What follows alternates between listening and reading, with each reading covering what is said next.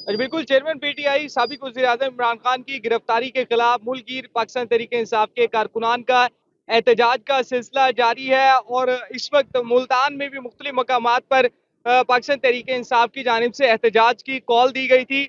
और यहाँ इस वक्त हम मुल्तान के नवां शहर चौक पर मौजूद है, जहाँ पर कारकुनान एहतजाज के लिए जमा हुए। इस एहतजाज की जो क़ियादत है वो मुल्तान के जो पाकिस्तान तहरीक-ए-इंसाफ के एमपीए हैं वासिफ मज़हर रां, वो यहाँ पर करते हुए दिखाई दे रहे थे। तो एकदम पुलिस की जानिब से यहाँ पर क्रैकडाउन किया गया और वासिफ मज़हर रां को गिरफ्तार कर लिया गया है।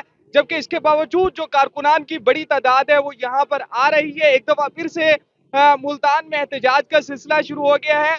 पुलिस की जानिब से गुज़िश्ता रोज जलाओ घेराव के हवाले से जो एहतजाज किया गया था उसमें थोड़ा सा हमने देखा कि जलाओ घेराव भी किया गया। तो उसके ऊपर पुलिस की जानिब से मुल्तान की जो पाकिस्तान तहरीक-ए-इंसाफ की क़ियादत है उसके खिलाफ मुकदमा दर्ज किए गए, जबकि नामालूम अफराद के खिलाफ भी मुकदमा दर्ज किया गया है।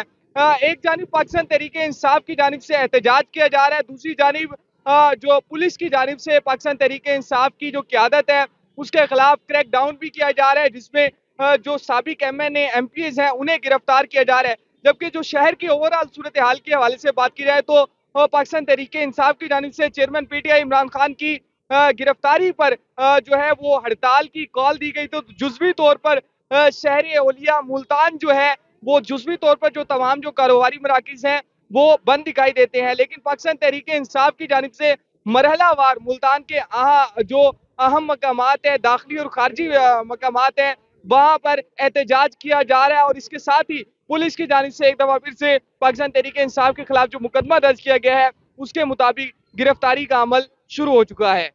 जी।